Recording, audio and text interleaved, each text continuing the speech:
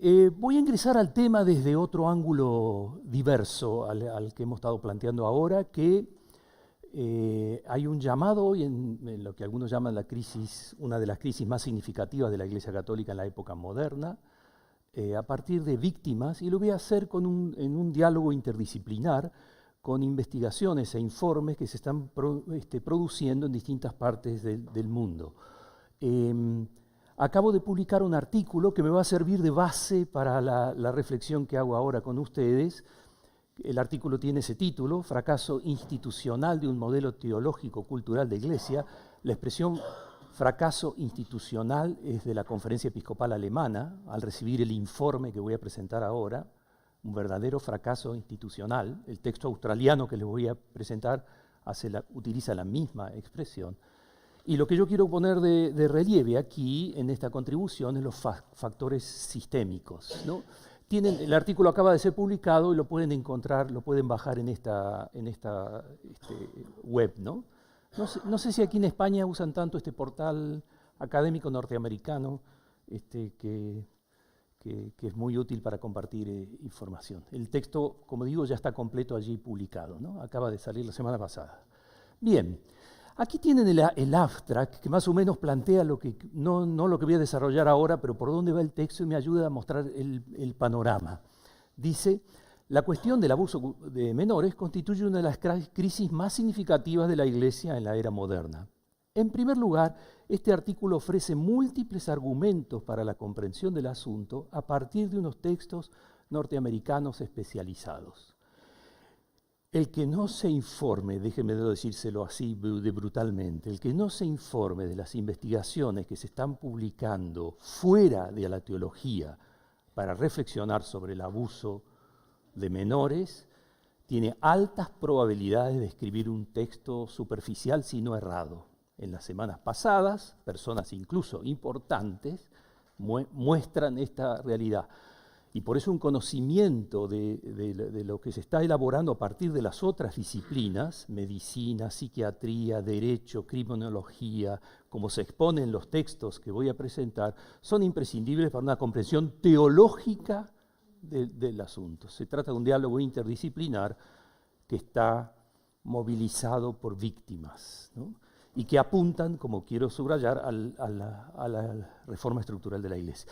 El segundo momento representa el núcleo de la contribución, que a partir de esos diferentes informes, particularmente trabajo el australiano y el alemán en el artículo, por razones de espacio, pongo de relieve el aspecto institucional, en especial lo que John O'Malley en 2000 en un artículo dijo, las disfunciones sistémicas de la Iglesia Católica que han favorecido los abusos y colaborado a su encubrimiento, para detectar cuáles son las peculiaridades de la Iglesia Católica en el tema de los abusos, a diferencia de los abusos en colegios, escuelas de sport, etc., ¿no?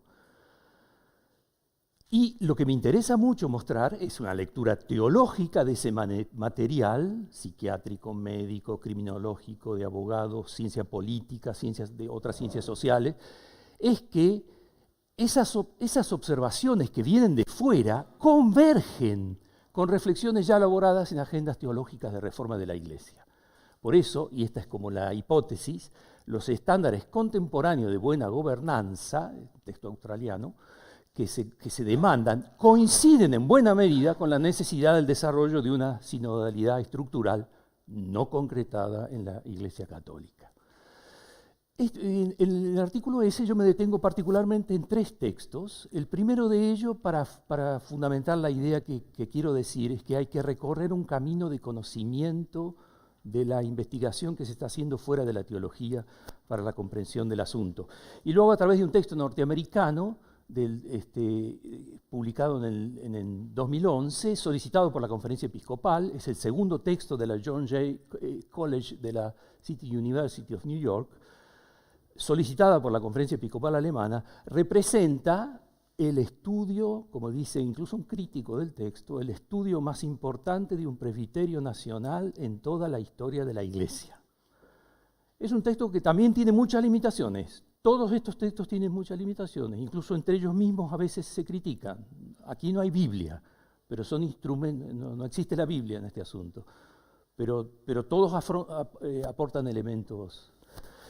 Indudablemente la tarea realizada por la Royal Commission de Australia es una de las más importantes. Trabajó entre 2002 y 2017, produjo 17 volúmenes. Y el volumen 16, libro 2, tiene 3, el libro 2 de 950 páginas está dedicada solo a la Iglesia Católica. Sobre ello volveré. Y este tercero es un texto publicado a pedido y financiado por la conferencia. Este no, es un texto del gobierno. Este es un texto financiado por la Conferencia Episcopal Alemana, ha sido publicado en 2018 y es un texto donde participan dos universidades. Una universidad es Heidelberg in Mannheim y un centro de salud mental, diríamos así, con psiquiatras, y una universidad con psicólogos y otros responsables. Quiero mostrarles, lo hice en Puebla también, y quiero mostrarles aquí solo un dato para ver la importancia que tiene esto para la comprensión del asunto. Por ejemplo, el promedio de la primera vez que los presbíteros en Alemania, el clérigo en Alemania, ha hecho abuso de menores. El promedio es 14 años de la ordenación. Personas de alrededor de 40 años o un poco más todavía, ¿no? ¿Ven? Ese solo dato. O miren este otro también. El Colorado es la primera vez que se realizaron los hechos, y observen los años. Y esta pirámide coincide, fíjense, con la pirámide en Estados Unidos también. Estamos con una tope. Por tanto, el John Jay College dice, el problema de los abusos es un hecho histórico, ha pasado, dice. El texto alemán es menos optimista. Pero en todo caso, esta es la situación actual. Mientras que las otras curvas, por ejemplo, la de las denuncias, la azul, la de las denuncias, fíjense cómo vienen baja y suben. Las de la verde, los procesos eclesiales, canónicos, la verde, fíjense cómo sube, y los procesos con la congregación de la fe, etc., ¿no?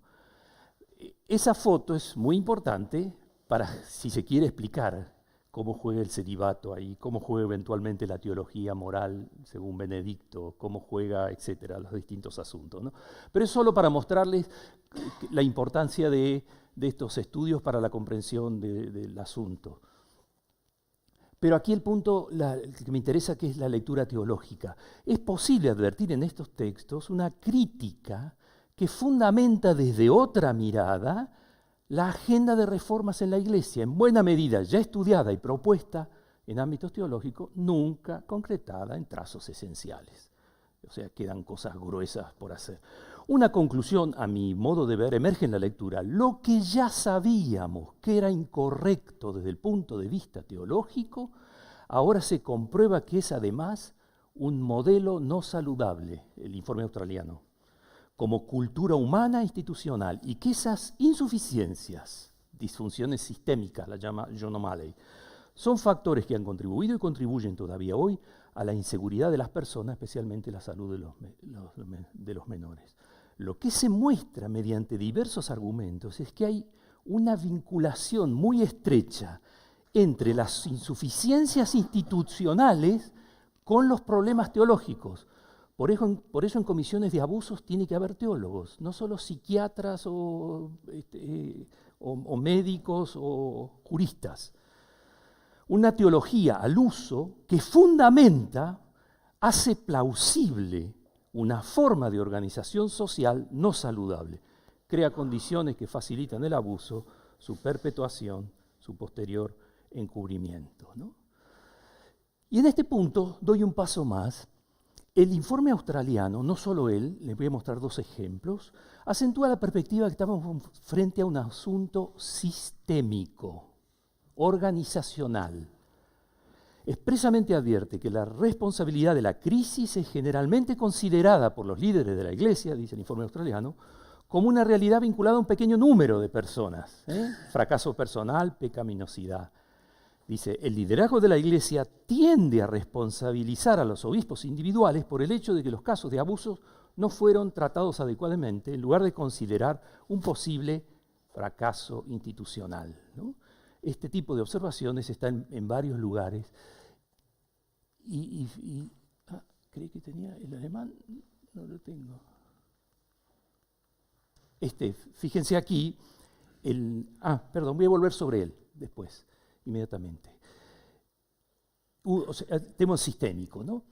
Y el informe australiano pone una gama de factores que hacen posible la ocurrencia del abuso y su perpetuación.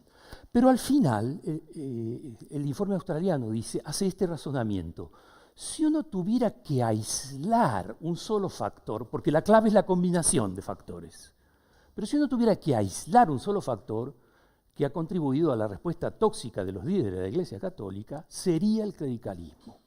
Y más adelante dice, nos parece que el clericalismo se encuentra en el centro, está interconectado con los otros factores y en algunos casos es la raíz o el fundamento de los otros factores que contribuyen, ¿no? Y hace una descripción para ver qué entiende por clericalismo, y es esta, ¿no? Surge de dinámicas personales, se expresa en diversas formas culturales, reforzado por estructuras institucionales, y entre sus principales manifestaciones se encuentra un estilo autoritario de liderazgo, una cosmovisión rígida, jerárquica, una identificación entre santidad, gracia y estado clerical con el propio ministro, ¿no? Por tanto, fíjense, puede advertirse aquí que la repetida idea formulada por el Papa Francisco, a diferencia de Benedicto, acerca del clericalismo como principal factor responsable del abuso de conciencia, de poder y sexual, encuentra en estos informes un apoyo importante.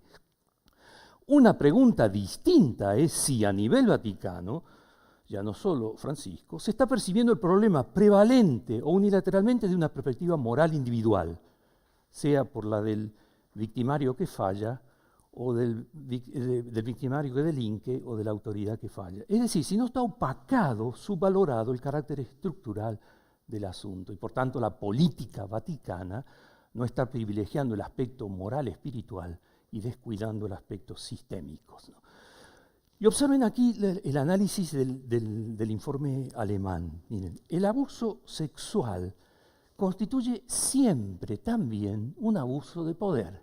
Y esto puede ser facilitado por las estructuras de poder clerical. Porque la pregunta es, hay que prestar atención al riesgo específico de la Iglesia Católica, distinto de un club de deportes, o de otros de escuelas, donde esos escenarios de abusos también se han dado.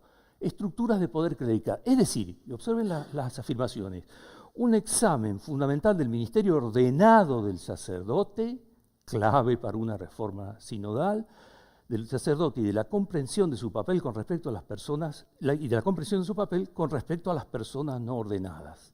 ¿Quién eres y cómo te relacionas? Y eso estructuralmente. No son solo necesarios pastores con olor a oveja, las estructuras tienen que tener olor a oveja. No hay pastor con olor a oveja en estructuras que no se corresponden, o por lo menos eso hace poco efectivo, ¿no? Y observen la afirmación del documento alemán. Advierte con claridad los reconocimientos verbales, la sanción de las personas individuales acusadas, el remordimiento público, el pago de las compensaciones financieras a las personas afectadas y el establecimiento de conceptos de prevención, etcétera, son necesarias, pero de ninguna manera son medidas adecuadas.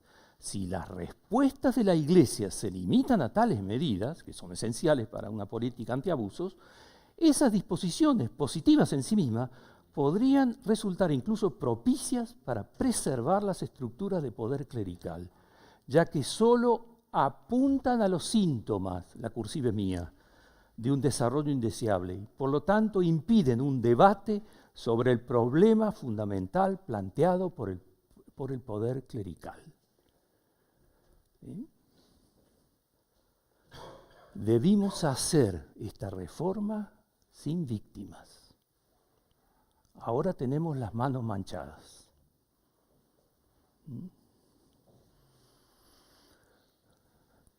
Fíjense, una para entrar en cómo se concreta eso en algunas reformas estructurales que vienen de fuera. Y aquí tienen un texto también del informe australiano. Los poderes de gobierno que individualmente tienen obispos diocesanos y provinciales no están sujetos a controles y equilibrios adecuados. No hay separación de poderes. ¿Cómo asume esto la Iglesia Católica? Con la conciencia contemporánea, donde no hay separación de poderes de nuestra conciencia en nuestras instituciones. No hay derechos humanos garantizados en instituciones sin separación de poderes. ¿Cómo asume eso la Iglesia Católica conforme al Vaticano I, al Vaticano II, etc.?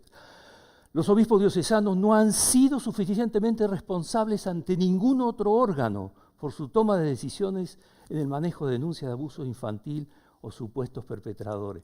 No ha habido ningún requisito para que sus decisiones sean transparentes o estén sujetas al debido proceso. Este es el clericalismo estructural, aunque haya un santo ahí metido. Las consecuencias trágicas, víctimas de esta falta de rendición de cuentas, se han visto en la falla de quienes tienen autoridad en la Iglesia para responder adecuadamente, ¿no? Y aquí quiero, y voy a leer porque quiero decirlo con precisión, darles un ejemplo concreto de lo que está pasando incluso hoy. Un ejemplo que muestra una debilidad sistémica, a mi juicio importante, se advierte en un aspecto común a múltiples propuestas de conferencias episcopales, diócesis y congregaciones religiosas. Todavía no he encontrado ningún texto que contradiga esto. Las normas australianas podrían tener una que se aproxime a la crítica que hago. La Carta de Dallas de 2004 y revisada en 2011, que es uno de los textos más importantes del episcopado norteamericano con importancia internacional, no obstante sus muchos aspectos positivos, adolece de una laguna importante, a mi juicio. Si bien prevé la creación de una junta de revisión que funcionará como un órgano consultivo confidencial para el obispo o eparca en el desempeño de sus responsabilidades, deja sin precisar la necesidad inaludible de una consulta obligatoria, ineludible, que no pueda ser eludida. Entiéndase bien. A dicha junta, cuando una persona sola, el obispo o el eparca, decide derecho canónico, si existe una creencia razonable o una evidencia suficiente. El derecho deja solo al obispo allí. La denuncia puede morir en él, sin que nadie se entere. De que ha ocurrido un abuso en orden a proseguir la investigación, incluyendo el envío a la Santa Sede. Una pregunta clave de un sistema de gobernanza. ¿Quién decide y cómo, mediante cuáles procedimientos, la existencia de una evidencia suficiente? Una persona individual, obispo, superior religioso, no debería poder tomar esa determinación sin que de manera jurídicamente vinculante se garantice un proceso de consulta que haga más probable una decisión adecuada. Pareciera que no se aprende de los propios errores, de uno de los más comunes y repetidos. Obispos y superiores religiosos de los más diversos países, tomen el que quieran, Estados Unidos, Australia, Bélgica, Canadá, Chile, erróneamente, amparados en el derecho canónico que no se les exigía, no iniciaron o detuvieron investigaciones sin procedimientos de asesoramiento institucionalmente asegurado, sin tener que dar cuenta de su decisión a ninguna instancia personal o institucional.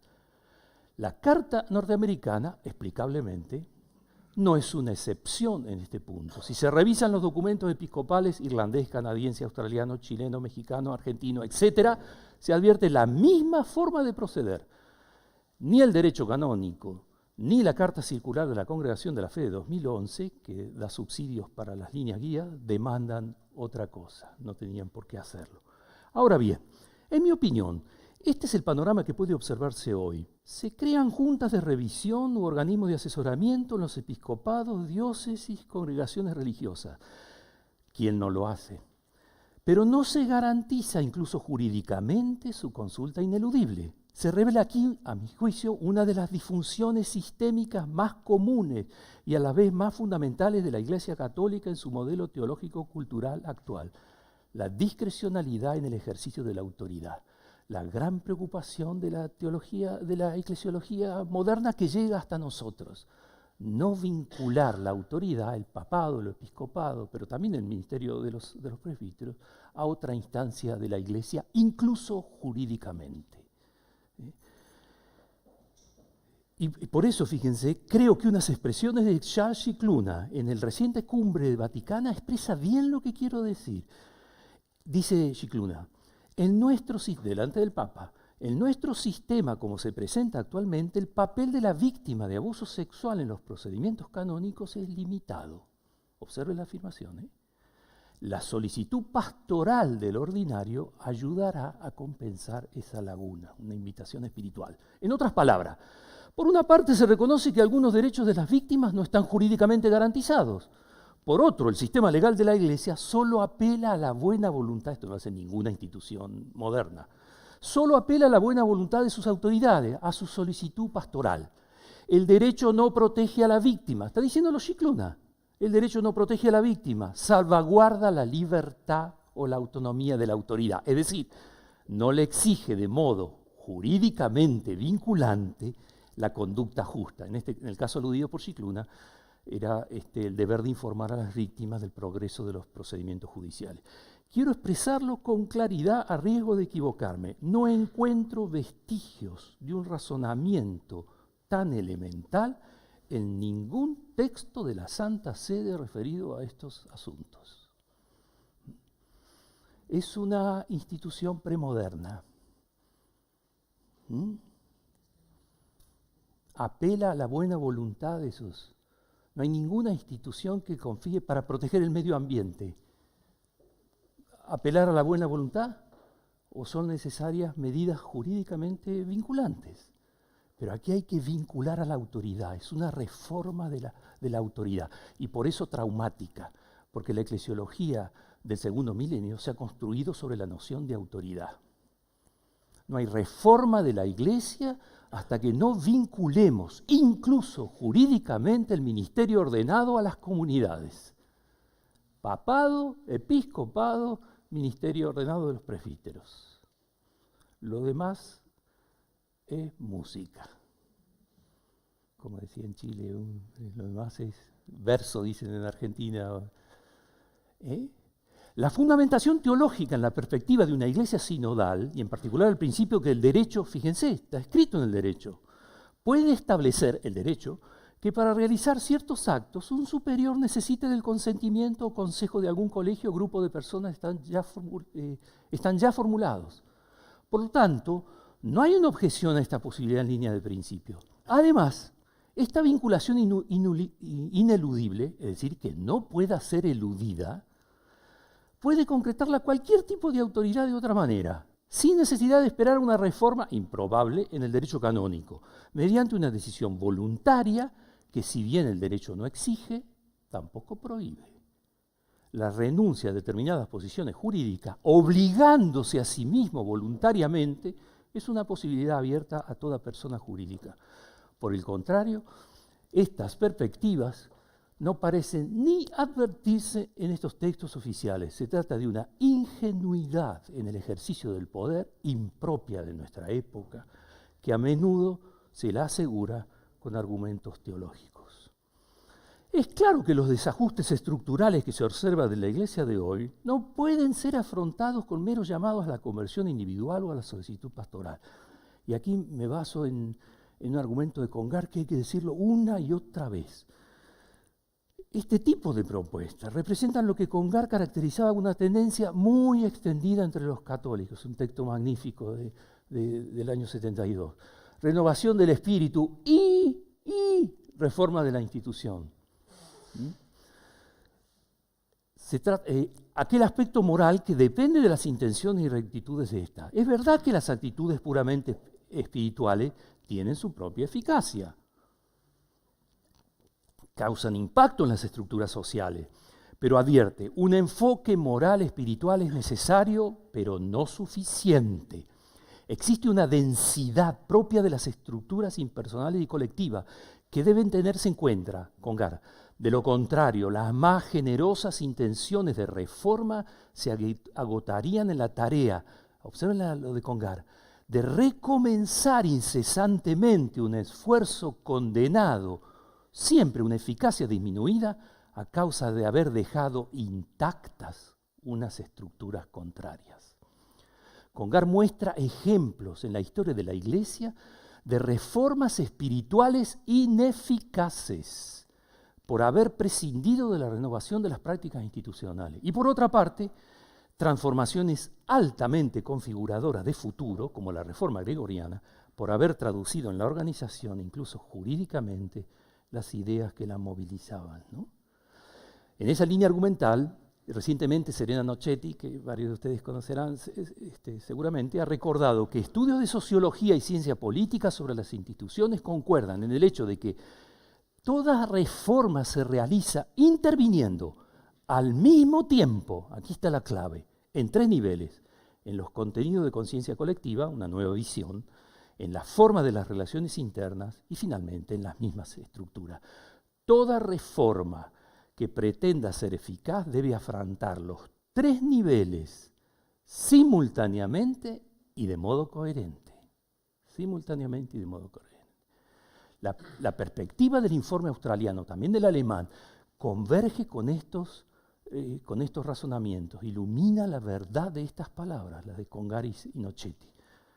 Por el contrario, a partir de las acciones y declaraciones de los diversos actores pertenecientes a la curia romana y de otras instancias, no parece que la dimensión sistémica, comprendida en estos términos, como lo he mostrado, sea asumida como ingrediente central del asunto. Esta última constatación, a mi modo de ver, pone en cuestión no solo la forma eficaz como se afronta este grave problema particular, los abusos, sino la concepción global y la eficacia permanente de los procesos de reforma en lo que está empeñado el Papa Francisco.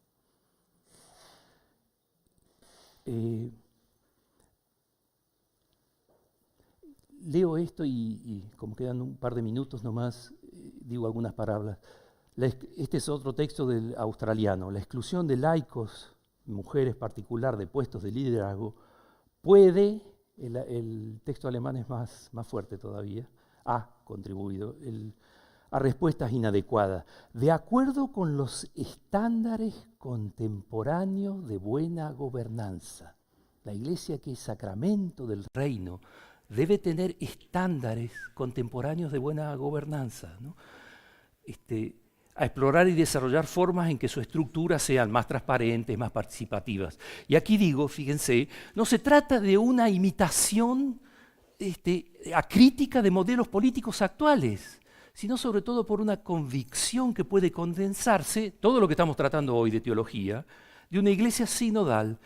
Quizá la mayor dificultad teórica a la que nos enfrentamos es que amplios sectores eclesiales, guiados por una determinada formación o mentalidad, se oponen a algunas características esenciales de esos estándares contemporáneos de buena gobernanza con específicos argumentos teológicos, declarando a esos estándares como incompatibles con una eclesiología católica, ¿no? De esta forma, invocando el nombre de Dios, se garantiza el statu quo. En buena medida, a mi modo de ver, el liderazgo eclesial a todos los niveles, guiado por esa mentalidad, no ha hecho suya una renovada visión eclesiológica. En el Vaticano II hemos declarado la iglesia que queremos ser, pero no la que somos. Está toda por hacer. Porque precisamente con lo que hemos leído, una de las tareas claves es reinsertar el ministerio ordenado al interior del pueblo de Dios, incluso jurídicamente. Por eso queda atrapado en esa visión, fíjense, jerarcológica, que como formulaba Congar, privilegió los derechos y el poder de las autoridades. Se ve clarito en el texto de Scicluna. no garantizo el derecho de la víctima, salvaguardo la autoridad, la libertad de la autoridad, la libero de la consulta y del consenso. El tema discutido en el Vaticano I con ocasión de la infalibilidad, pero ahora estamos en un contexto completamente diferente, ¿no? Y en este sentido, fíjense, nosotros no tenemos que imitar para nada la democracia. No se trata de ninguna manera de hacer ingresar la democratización de la Iglesia. Nosotros tenemos más argumentos que las actuales democracias para concretar procesos de consulta y garantizar incluso jurídicamente espacios de discernimiento común y elaboración conjunta de decisiones. La convicción, lo que se ha dicho aquí, la teología, la presencia del Espíritu en cada persona al servicio del bien común. Hay que crear estructuras en la Iglesia al servicio del Espíritu y por tanto de los fieles, por donde habla el Espíritu. Las reformas institucionales son una cuestión neumatológica, no de política, neumatológica. Nosotros tenemos más razón que las democracias modernas para escuchar al pueblo de Dios, como dice Francisco, ¿no? Y una última invitación. De nuevo Congar, en el más famoso texto sobre cómo se hace una reforma prudente. Observen la de Congar. Si siempre se estuviese obligado a adoptar la forma de pensamiento teológico, de práctica religiosa o de organización actualmente en uso, no habría existido jamás en la Iglesia ni ayornamiento, ni reforma, ni progreso. El problema de toda iniciativa profética es la de ir más allá, no solo de las formas actualmente en uso, de hecho, sino también más allá de las formas homologadas. Se necesita ir más allá de las formas homologadas. Yo he planteado un asunto específico en esa vinculación.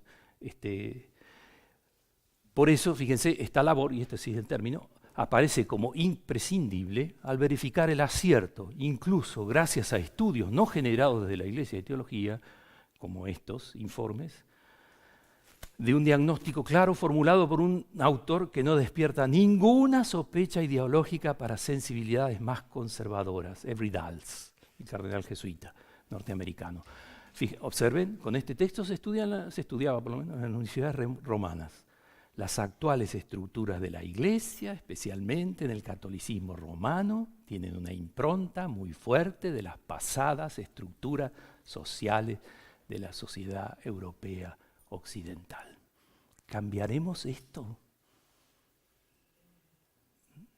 Esto es lo que nos están diciendo informes extrateológicos y dicen que es el asunto específico de la Iglesia Católica, no común con otras instituciones, que favorece el abuso y su posterior encubrimiento.